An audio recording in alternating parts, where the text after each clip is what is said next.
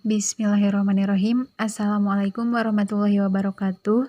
Pertama-tama marilah kita panjatkan puji dan syukur atas kehadirat Allah yang mana atas karunia dan rahmatnya kita dapat diberi kesempatan untuk dapat melaksanakan kembali diskusi pada hari ini.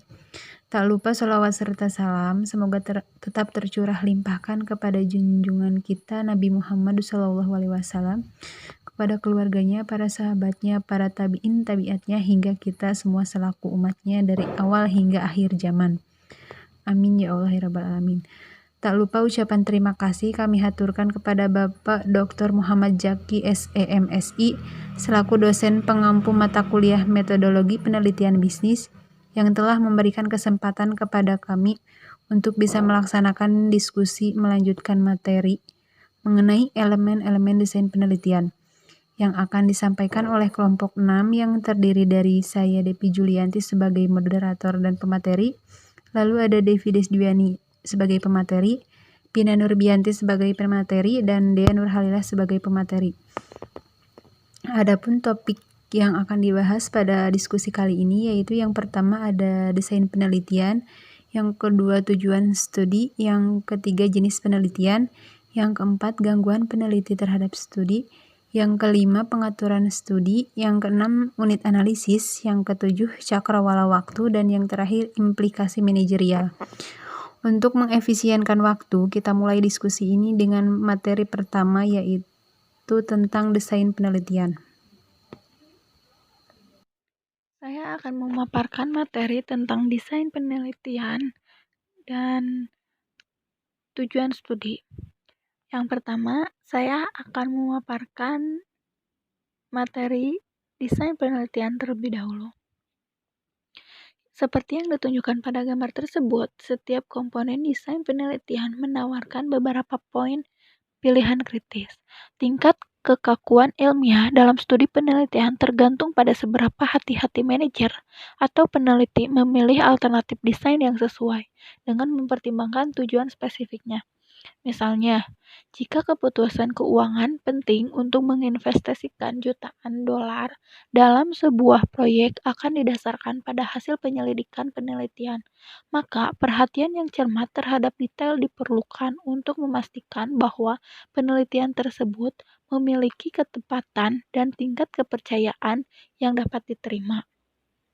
Ini menyeratkan bahwa perhatian diberikan pada pengambilan sampel, pengukuran, pengumpulan data, dan sebagainya.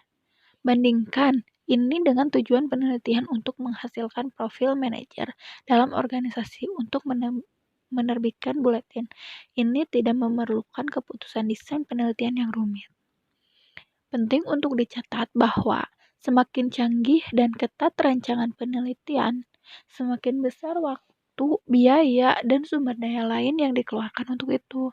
Oleh karena itu, relevan untuk bertanya pada diri sendiri pada setiap titik pilihan apakah manfaat yang dihasilkan dari desain yang lebih canggih untuk memastikan akurasi, kepercayaan, generalisasi, dan sebagainya sepadan dengan investasi sumber daya yang lebih besar.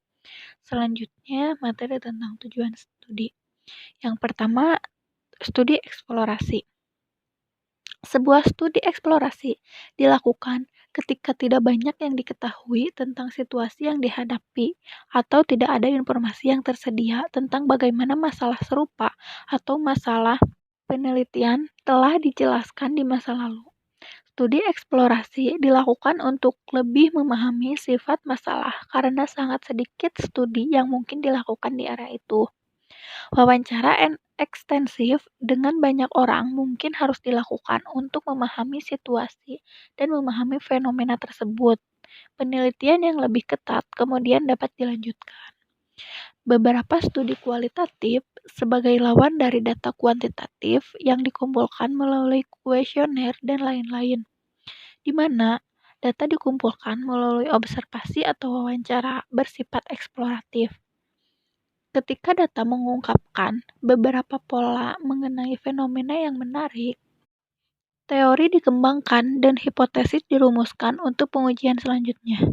Misalnya, Henry Midberg mewawancarai manajer untuk mengeksplorasi sifat pekerjaan manajerial. Berdasarkan analisis data wawancaranya, ia merumuskan teori tentang peran manajerial, sifat dan jenis kegiatan manajerial, dan sebagainya. Ini telah diuji dalam pengaturan yang berbeda melalui wawancara dan survei kuesioner. Buah studi eksplorasi dilakukan ketika tidak banyak yang diketahui tentang situasi yang dihadapi, atau tidak ada informasi yang tersedia tentang bagaimana masalah serupa atau masalah penelitian telah diselesaikan di masa lalu. Dalam kasus seperti itu, pekerjaan pendahuluan yang ekstensif dilakukan untuk memahami fenomena dalam situasi tersebut dan memahami apa yang terjadi sebelum kami mengembangkan model dan menyiapkan desain yang ketat untuk penyelidikan yang komprehensif. Studi eksplorasi juga diperlukan ketika beberapa fakta diketahui, tetapi lebih banyak informasi diperlukan untuk mengembangkan kerangka teoritis yang layak. Misalnya, ketika kita ingin melihat faktor-faktor penting yang mempengaruhi kemajuan perempuan dalam organisasi, penelitian sebelumnya mungkin menunjukkan bahwa perempuan semakin mengambil kualitas seperti ketegasan, daya saing, dan kemandirian. Ada juga persepsi bahwa perpaduan yang bijaksana antara sifat maskulin dan feminim, seperti kuat tetapi tidak tangguh, baik hati tetapi tidak lembut, kondusif bagi kemajuan organisasi wanita. Terlepas dari pengertian ini, ada kebutuhan untuk mewawancarai manajer perempuan yang telah berhasil mencapai puncak untuk mengeksplorasi semua variabel yang relevan. Ini akan membantu membangun teori yang kuat. Singkatnya, studi eksplorasi penting untuk memperoleh pemahaman yang baik tentang fenomena yang menarik dan memajukan pengetahuan melalui pembangunan teori dan pengujian hipotesis selanjutnya. Yang kedua, studi deskriptif. Kajian deskriptif dilakukan untuk memastikan dan mampu mendeskripsikan karakteristik variabel-variabel yang diminati dalam suatu situasi. Misalnya, studi kelas dalam hal persentase anggota yang berusia senior dan junior, komposisi jenis kelamin, pengelompokan usia, jumlah semester tersisa hingga lulus, dan jumlah mata kuliah bisnis yang diambil dapat dianggap deskriptif dalam alam. Cukup sering, studi deskriptif dilakukan dalam organisasi untuk mempelajari dan mendeskripsikan karakteristik sekelompok karyawan, misalnya usia, tingkat pendidikan, status pekerjaan, dan masa kerja orang-orang panik atau orang Asia yang bekerja dalam sistem. Studi deskriptif juga dilakukan untuk memahami karakteristik organisasi yang mengikuti praktik umum tertentu. Misalnya, seseorang mungkin ingin mengetahui dan dapat menggambarkan karakteristik organisasi yang menerapkan sistem manufaktur fleksibel atau yang memiliki rasio utang terhadap ekuitas tertentu. Oleh karena itu, tujuan dari studi deskriptif adalah untuk menawarkan kepada peneliti profil atau untuk menggambarkan aspek yang relevan dari fenomena yang menarik dari perspektif individu, organisasi, berorientasi industri, atau lainnya. Yang ketiga, pengujian hipotesis. Studi yang terlibat dalam pengujian hipotesis biasanya menjelaskan sifat hubungan tertentu atau menetapkan perbedaan di antara kelompok atau kemandirian dua atau lebih faktor dalam suatu situasi. Pengujian hipotesis dilakukan untuk menjelaskan varians dalam variabel dependen atau untuk memprediksi hasil organisasi. Contohnya, seorang manajer pemasaran ingin mengetahui apakah penjualan perusahaan akan meningkat jika dia menggandakan dolar periklanan. Di sini, manajer ingin mengetahui sifat hubungan yang dapat dibangun antara periklanan dan penjualan dengan menguji hipotesis. Jika periklanan meningkat, maka penjualan juga akan naik. Nah, dan yang terakhir, analisis studi kasus. Studi kasus melibatkan analisis kontekstual yang mendalam tentang hal-hal yang berkaitan dengan situasi serupa di organisasi lain. Studi kasus sebagai teknik pemecahan masalah tidak sering digunakan dalam organisasi karena menemukan jenis masalah yang sama dalam pengaturan lain yang sebanding sulit karena keengganan perusahaan untuk mengungkapkan masalah mereka. Namun, studi kasus yang bersifat kualitatif berguna dalam menerapkan solusi untuk masalah saat ini berdasarkan pengalaman pemecahan masalah di masa lalu. Mereka juga berguna dalam memahami fenomena tertentu dan menghasilkan teori lebih lanjut untuk pengujian empiris. Lalu selanjutnya materi yang ketiga yaitu jenis penelitian. Jenis penelitian ada dua, yaitu kausal dan korelasional. Seorang manajer harus menentukan apakah studi kausal atau korelasional diperlukan untuk menemukan jawaban atas masalah yang dihadapi. Yang pertama dilakukan ketika diperlukan untuk membangun hubungan sebab akibat yang pasti. Namun, jika yang diinginkan manajer hanyalah identifikasi faktor-faktor penting yang terkait dengan masalah tersebut, maka diperlukan studi korelasional. Dalam kasus pertama, peneliti tertarik untuk menggambarkan satu atau lebih faktor yang tidak diragukan lagi menyebabkan masalah.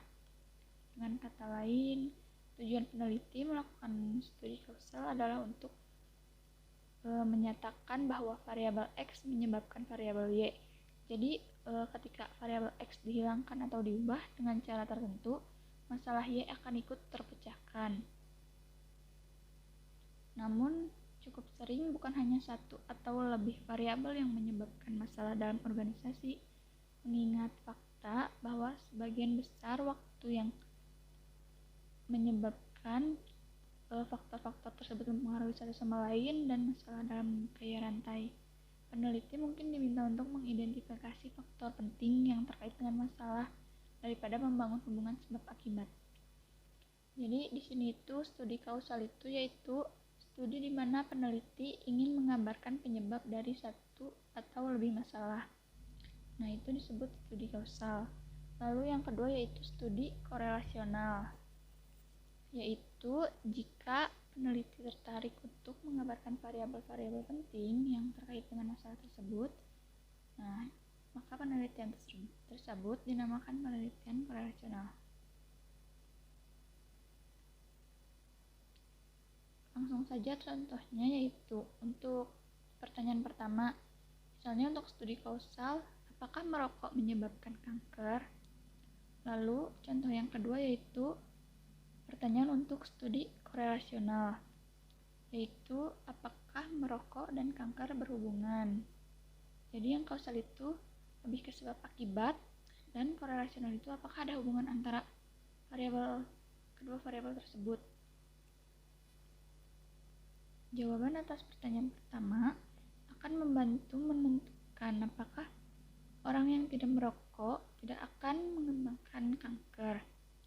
Jawaban atas pertanyaan kedua akan menentukan apakah merokok dan kanker berkorelasi.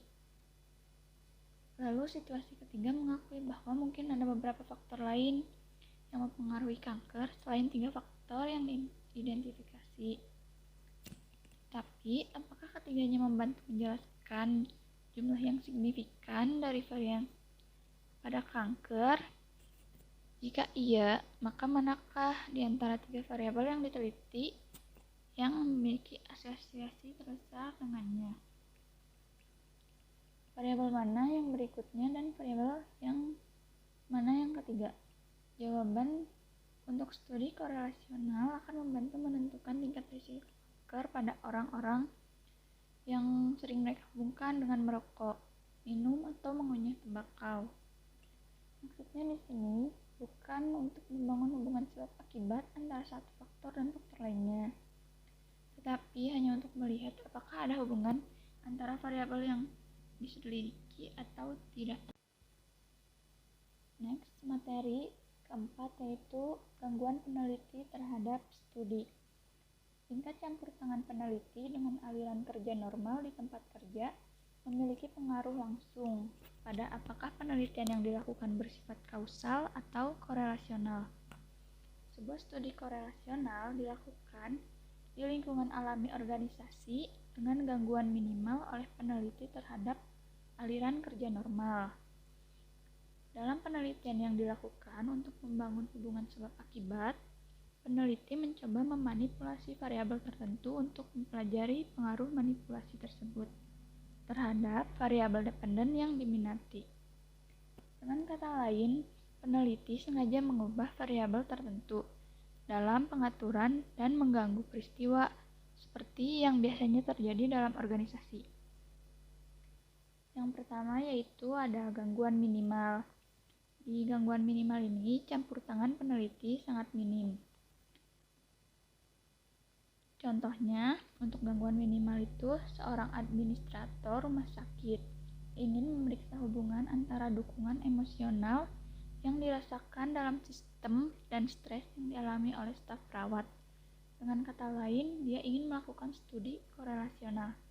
Di sini administrator peneliti akan mengumpulkan data dari perawat yang mungkin dilakukan melalui kuesioner atau yang lainnya untuk menunjukkan seberapa besar dukungan emosional yang mereka dapatkan di rumah sakit dan sejauh mana mereka mengalami stres. Dengan menghubungkan kedua variabel, jawaban yang sedang dicari akan dapat segera ditemukan. Nah, dalam hal ini, selain memberikan kuesioner kepada perawat, peneliti tidak akan mengganggu aktivitas normal di rumah sakit. Dengan kata lain, campur tangan peneliti di dalam hal ini sangat minim. Selanjutnya yaitu gangguan sedang. Di sini contohnya peneliti yang sampai sekarang tidak puas dengan jawaban korelasi tapi ingin menjalin hubungan sebab akibat.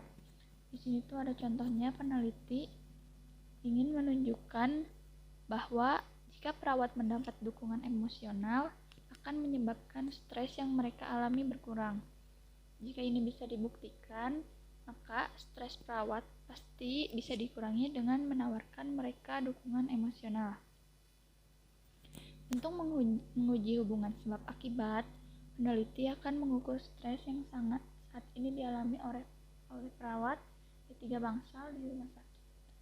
Kemudian dengan sengaja memanipulasi sejauh mana dukungan emosional yang diberikan kepada ketiga kelompok perawat di 3 bangsal tersebut untuk kemungkinan seminggu, dan ukur jumlah stres pada akhir periode itu. Untuk satu kelompok, peneliti akan memastikan bahwa sejumlah teknisi laboratorium dan dokter membantu dan menghibur perawat saat mereka menghadapi peristiwa stres.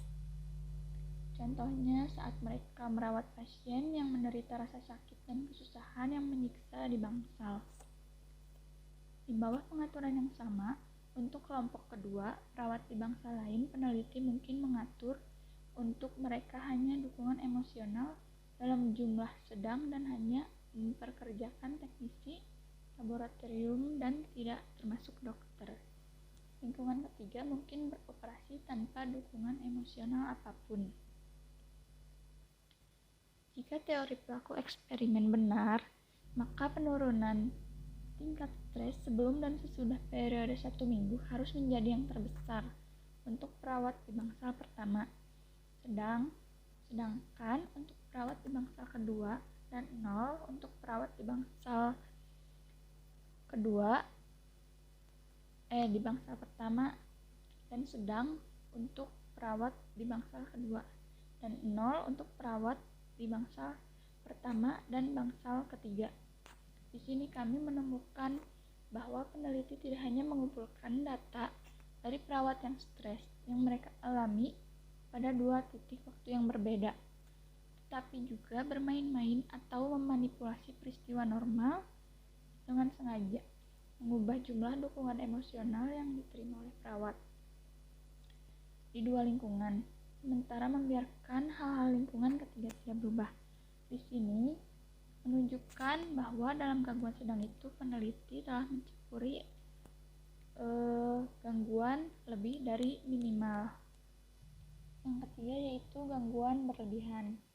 Jadi tadi kan di penelitian yang di atas, setelah melakukan percobaan sebelumnya merasa bahwa hasil tersebut mungkin valid atau tidak valid karena faktor eksternal lain yang mungkin mempengaruhi tingkat stres yang dialami perawat.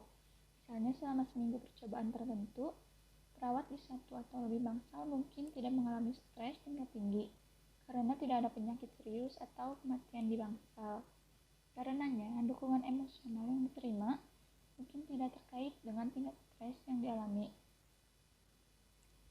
Peneliti sekarang mungkin ingin memastikan bahwa faktor-faktor asing seperti yang mungkin mempengaruhi hubungan sebab akibat dikendalikan.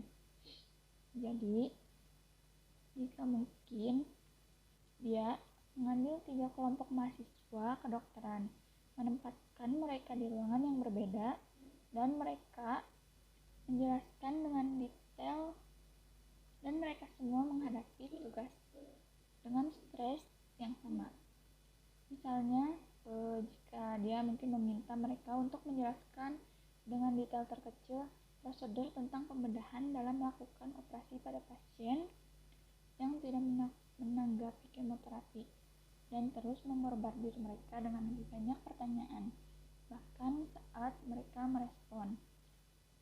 Meskipun semua dihadapkan pada pertanyaan intensif yang sama, satu kelompok mungkin mendapatkan bantuan dari seorang dokter yang secara sukarela menawarkan klarifikasi dan bantuan ketika siswa tersandung. Pada kelompok kedua, seorang dokter mungkin akan ada di dekatnya, tetapi tidak menawarkan klarifikasi dan bantuan hanya jika kelompok itu mencarinya. Pada kelompok ketiga, tidak ada dokter yang hadir dan tidak ada bantuan yang tersedia. Nah, dalam hal ini tidak hanya dukungan yang dimanipulasi, tapi bahkan pengaturan di eksperimen ini dilakukan adalah buatan karena peneliti telah menjauhkan subjek dari lingkungan normal mereka dan menempatkan dalam pengaturan yang sama sekali berbeda. Di sini terlihat bahwa peneliti melakukan intervensi secara maksimal dengan setting normal partisipan dan tugasnya. Materi selanjutnya, materi kelima, yaitu study setting, country-wide and non-country-wide, atau pengaturan studi dibuat-buat dan yang tidak dibuat-buat. Studi korelasional selalu dilakukan dalam pengaturan yang tidak dibuat-buat atau non-country-wide, sedangkan sebagian besar studi kausal yang ketat dilakukan dalam pengaturan laboratorium yang dibuat-buat atau country-wide. Studi korelasional dilakukan dalam organisasi disebut dengan studi lapangan. Studi yang dilakukan untuk menetapkan hubungan sebab dan akibat menggunakan lingkungan alam yang sama di mana karyawan biasanya berfungsi disebut dengan eksperimen lapangan. Eksperimen yang dilakukan untuk membangun hubungan sebab dan akibat di luar kemungkinan yang paling tidak diragukan lagi membutuhkan penciptaan lingkungan buatan yang dibuat-buat, di mana semua faktor asing dikontrol dengan ketat. Subjek serupa dipilih dengan hati-hati untuk menanggapi rangsangan yang dimanipulasi tertentu.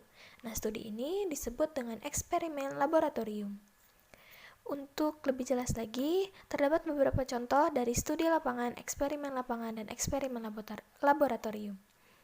Contoh dari studi lapangan, semisal seorang manajer bank ingin menganalisis hubungan antara suku bunga dan pola simpanan bank klien. Nah, manajer bank ini mencoba menghubungkan keduanya dengan melihat simpanan ke dalam jenis rekening yang berbeda, seperti tabungan, sertifikat deposito, buku tabungan emas, dan juga rekening giro berbunga. Nah, dilakukannya ketika tingkat suku bunganya berubah. Nah, itu merupakan studi lapangan di mana pengelola bank hanya mengambil saldo di berbagai jenis akun dan mengkorelasikannya dengan perubahan suku bunga. Penelitian di sini dilakukan dalam pengaturan yang tidak dibuat-buat tanpa gangguan dengan rutinitas kerja yang normal. Contoh untuk eksperimen lapangan, misal manajer banknya sekarang ingin menentukan hubungan sebab dan akibat antara tingkat bunga dan bujukan yang ditawarkan kepada klien untuk menyimpan uangnya di bank.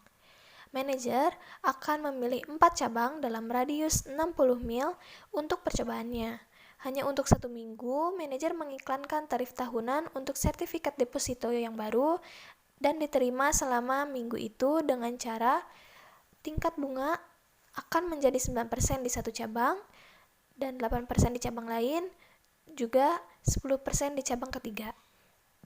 Di cabang keempatnya, tingkat suku bunganya tetap tidak berubah di 5%. Dalam seminggu, manajer akan mendapat menentukan efek dari suku bunga pada mobilisasi simpanan. Hal ini akan menjadi eksperimen lapangan karena tidak ada yang dimanipulasi kecuali tingkat bunganya. Dengan semua aktivitas terjadi di lingkungan kerja yang normal dan juga alami. Harapannya, keempat cabangnya dipilih kurang lebih cocok dalam hal ukuran, jumlah penabung, pola simpanan, dan sejenisnya, sehingga hubungan bunga dan tabungan tidak dipengaruhi oleh beberapa faktor ketiga. Contoh untuk eksperimen laboratorium, untuk sekarang, banknya mungkin ingin menetapkan hubungan kausal antara suku bunga dan juga tabungannya. Karena itu, bank ingin menciptakan lingkungan buatan dan menelusuri hubungan sebab akibat yang sebenarnya. Bank merekrut 40 siswa yang semuanya jurusan bisnis di tahun terakhir studi mereka dan usianya kurang lebih sama. Bank membagi mereka menjadi 4 kelompok dan memberi mereka masing-masing chip seharga $1, maksud saya $1.000, yang menurut mereka dapat mereka gunakan untuk membeli kebutuhan mereka atau menabung untuk masa depannya. Bank menawarkan mereka dengan cara insentif, bunga atas apa yang mereka simpan, tetapi memanipulasi suku bunga dengan menawarkan tingkat bunga 6% untuk tabungan kelompok 1, 8% untuk kelompok 2, 9% untuk kelompok 3, dan menjaga bunga dengan tetap rendah di tingkat 1% untuk kelompok 4. Di sini, manajer telah menciptakan lingkungan laboratorium buatan dan memanipulasi tingkat bunga tabungan. Manajer juga telah memilih mata pelajaran dengan latar belakang yang sama dan eksposur ke masalah keuangan mahasiswa bisnis tersebut. Jika bank menemukan bahwa simpanan oleh keempat kelompok tersebut meningkat secara progresif sejalan dengan kenaikan suku bunganya, maka bank akan mampu membangun hubungan sebab akibat antara tingkat bunga dan disposisi untuk menabung. Nah, dalam eksperimen laboratorium ini, dengan setting yang dibuat-buat, interferensi peneliti sudah maksimal, yaitu setting yang berbeda, variabel independennya telah dimanipulasi, dan sebagian besar faktor gangguan eksternal seperti usia dan pengalamannya juga telah dikendalikan. Singkatnya, perbedaan antara studi lapangan, eksperimen lapangan, dan eksperimen laboratorium. Kalau studi lapangan, di mana studi ini berbagai faktor diperiksa dalam pengaturan alam, di mana kegiatan sehari-harinya berjalan seperti biasa dengan gangguan peneliti yang minimal. Untuk eksperimen lapangan, di mana hubungan sebab dan akibatnya dipelajari dengan sejumlah campur tangan dari peneliti, tetapi masih dalam pengaturan alami di mana pekerjaannya berlanjut dengan cara yang normal. Dan untuk eksperimen laboratorium, peneliti mengeksplorasi hubungan sebab dan akibat, tidak hanya melakukan kontrol tingkat tinggi, tetapi juga dalam pengaturan yang dibuat-buat dan sengaja dibuat oleh peneliti. Materi selanjutnya, materi ke-6, yaitu unit analisis yang terdiri dari individu, diat, kelompok, organisasi, dan juga budaya.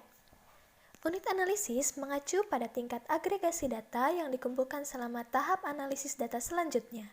Jika misalnya pernyataan masalah berfokus pada bagaimana meningkatkan tingkat motivasi karyawan secara umum, maka peneliti tertarik pada karyawan individu dalam organisasi dan harus mencari tahu apa yang dapat mereka lakukan untuk meningkatkan motivasi karyawan. Di sini, unit analisisnya itu adalah individu. Peneliti akan melihat data yang dikumpulkan dari setiap individu dan memperlakukan tanggapan setiap karyawan sebagai sumber data individu. Jika peneliti tertarik untuk mempelajari interaksi dari 2 orang, maka beberapa kelompok yang terdiri dari 2 orang atau dikenal sebagai diat itu jadi unit analisisnya. Namun, jika rumusan masalah terkait dengan efektivitas kelompok, maka unit analisis berada pada tingkat grup atau kelompok. Jika kita membandingkan departemen yang berbeda dalam organisasi, maka analisis data juga akan dilakukan di tingkat departemen, yaitu individu dalam departemen akan diperlakukan sebagai satu unit dan perbandingannya dilakukan dengan memperlakukan departemen sebagai unit analisis. Karena pertanyaan peneliti membahas masalah-masalah yang berpindah dari individu ke pasangan, juga ke kelompok, organisasi, dan bahkan ke negara. Begitu juga unit analisis bergeser dari individu ke pasangan, kelompok, organisasi, dan negara. Karakteristik dari tingkat analisis ini adalah bahwa tingkat yang lebih rendah dimasukkan ke dalam tingkat yang lebih tinggi. Jika kita ingin mempelajari perbedaan budaya antar negara, kita harus mengumpulkan data dari negara yang berbeda dan mempelajari pola budaya yang mendasari di setiap negara. Individu tidak memiliki karakteristik yang sama dengan kelompok, misalnya dari strukturnya atau kekompakannya. Dan kelompok juga tidak memiliki karakteristik yang sama dengan individu, misalnya dari IQ-nya atau dari stamina-nya. Ada variasi dalam persepsi, sikap, dan perilaku orang dalam budaya yang berbeda. Karenanya, sifat informasi yang dikumpulkan serta tingkat pengumpulan data untuk analisis merupakan bagian integral dari keputusan yang dibuat dalam pemilihan unit analisis. Nah, penting untuk memutuskan unit analisis, bahkan saat kita sebagai peneliti merumuskan pertanyaan penelitian, karena metode pengumpulan data, ukuran sampel, dan bahkan variabel yang termasuk dalam kerangka kerja terkadang dapat ditentukan atau dipandu oleh tingkat pengumpulan data untuk analisisnya. Terdapat beberapa contoh skenario penelitian yang membutuhkan unit analisis yang berbeda. Yang pertama, individu sebagai unit analisis. Contohnya, kepala bagian keuangan dari perusahaan manufaktur ingin mengetahui berapa banyak staf yang akan tertarik menghadiri seminar 3 hari tentang membuat keputusan investasi yang tepat. Nah, untuk tujuan ini, datanya harus dikumpulkan dari masing-masing anggota staf dan unit analisisnya adalah individu tersebut. Lalu, Diat sebagai unit analisis. Contohnya, setelah membaca tentang manfaat pendampingan, manajer sumber daya manusia ingin terlebih dahulu mengidentifikasi jumlah karyawan di 3 departemen organisasi yang berada dalam hubungan pendampingan, dan kemudian mencari tahu apa manfaat yang dirasakan bersama oleh mentor dan orang yang dibimbing oleh mentor tersebut dari hubungan seperti itu. Nah, di sini, mentor dan pasangan yang dibimbing diidentifikasi. Persepsi gabungan mereka dapat diperoleh dengan memperlakukan setiap pasangan sebagai satu unit. Oleh karena itu, manajer menginginkan data dari sampel 10 pasang, manajer harus berurusan dengan 20 individu, satu pasang pada satu waktu. Informasi yang diperoleh dari masing-masing pasangan akan menjadi titik data untuk analisis selanjutnya. Jadi, unit analisis di sini merupakan diat atau pasangan. Selanjutnya, kelompok sebagai unit analisis. Contohnya, seorang manajer ingin melihat pola penggunaan dari sistem informasi atau SI yang baru dipasang oleh personel produksi, penjualan, dan juga operasi. Nah, di sini 3 kelompok personel dilibatkan dalam informasi tentang beberapa kali SI ini digunakan oleh masing-masing anggota dari 3 kelompok serta masalah relevan lainnya akan dikumpulkan dan dianalisis. Hasil akhir akan menunjukkan penggunaan rata-rata sistem per hari atau per bulan untuk setiap kelompoknya. Nah, di sini unit analisisnya itu merupakan kelompok. Selanjutnya, ada divisi sebagai unit analisis. Contohnya, misal Procter & Gamble ingin melihat di antara berbagai divisinya, misalkan sabun, kertas, minyak, dan lain-lain, yang telah menghasilkan keuntungan lebih dari 12% selama tahun berjalan. Nah, di sini keuntungan dari setiap divisi akan diperiksa dan informasinya dikumpulkan di berbagai unit geografis dari divisi tersebut. Oleh karena itu, unit analisis di sini merupakan divisi di mana tingkat datanya yang akan dikumpulkan. Selanjutnya, industri sebagai satuan analisis. Seorang spesialis survei ketenagakerjaan ingin melihat proporsi tenaga kerja yang dipekerjakan oleh industri perawatan kesehatan, utilitas, transportasi, dan manufaktur. Dalam hal ini, peneliti harus mengumpulkan data yang berkaitan dengan masing-masing subunit yang ada di masing-masing industri dan melaporkan proporsi tenaga kerja yang dipekerjakan di tingkat industri. Industri perawatan kesehatan misalnya mencakup rumah sakit, panti jompo, klinik kecil, dan juga klinik besar, juga fasilitas penyediaan perawatan kesehatan lainnya. Data dari subunit ini harus dikumpulkan untuk melihat beberapa banyak karyawan yang dipekerjakan oleh industri perawatan kesehatan. Nah, ini juga perlu dilakukan untuk masing-masing industri lainnya. Di sini, industri sebagai unit analisisnya. Lalu, contoh yang terakhir, negara sebagai unit analisis. Misal, direktur keuangan dari perusahaan multinasional ingin mengetahui keuntungan yang diperoleh selama 5 tahun terakhir oleh masing-masing anak perusahaan mereka yang berada di Inggris, Jerman, Prancis, dan juga Spanyol. Ada kemungkinan bahwa ada banyak kantor regional dari anak perusahaan di masing-masing negara ini. Keuntungan dari berbagai pusat regional ini untuk setiap negara harus dikumpulkan dan keuntungan untuk setiap negara selama 5 tahun terakhir diberikan kepada Direktur Keuangan. Dengan kata lain, data tersebut sekarang harus dikumpulkan di tingkat negara. Nah, seperti yang dapat dilihat, pengumpulan data dan proses pengambilan sampel menjadi lebih rumit di tingkat unit analisis yang lebih tinggi, misalkan industri dan negara, daripada di tingkat yang lebih rendah yaitu individu dan diad atau pasangan. Unit analisis harus diidentifikasi dengan jelas seperti yang didiktekan oleh pertanyaan penelitian. Keputusan rencana pengambilan sampel juga akan diatur oleh unit analisis.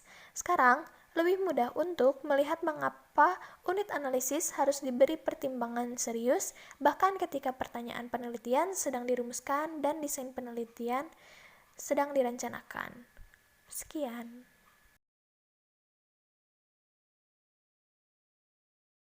Selanjutnya yaitu cakrawala waktu. Cakrawala waktu terbagi menjadi dua, yaitu studi lintas bagian dengan studi longitudinal. Studi lintas bagian, sebuah studi dapat dilakukan di mana data dikumpulkan hanya sekali, mungkin selama beberapa hari atau minggu atau bulan untuk menjawab pertanyaan penelitian. Studi semacam itu disebut studi satu kesempatan atau lintas bagian, atau bisa disebut cross-sectional. Selanjutnya, studi longitudinal. Karena data dikumpulkan pada dua titik waktu yang berbeda, studi ini tidak lintas bagian atau cross-sectional atau jenis satu shoot, tetapi dilakukan secara longitudinal selama periode waktu tertentu. Studi semacam itu seperti ketika data tentang variabel dependent dikumpulkan pada dua atau lebih titik waktu untuk menjawab pertanyaan penelitian. Selanjutnya yaitu implikasi manajerial. Pengetahuan tentang masalah desain penelitian membantu manajer untuk memahami apa yang peneliti coba lakukan. Manajer juga memahami mengapa laporan terkadang menunjukkan hasil analitik data berdasarkan ukuran sampel yang kecil. Ketika banyak waktu dihabiskan untuk mengumpulkan data dari beberapa skor individu, seperti dalam kasus studi yang melibatkan kelompok, departemen, atau kantor cabang.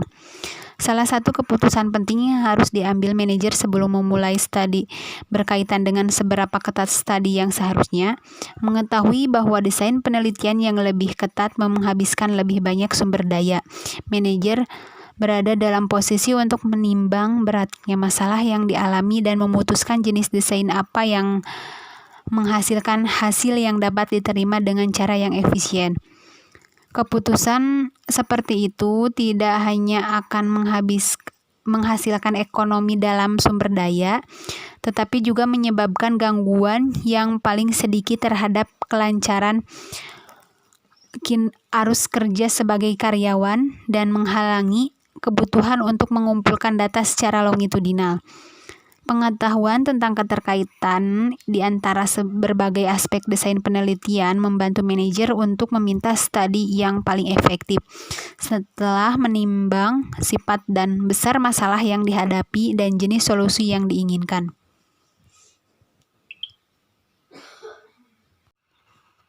Pemaparan materi sudah selesai. Selanjutnya yaitu kesimpulan. Pada bab ini ada 6 aspek dasar desain penelitian.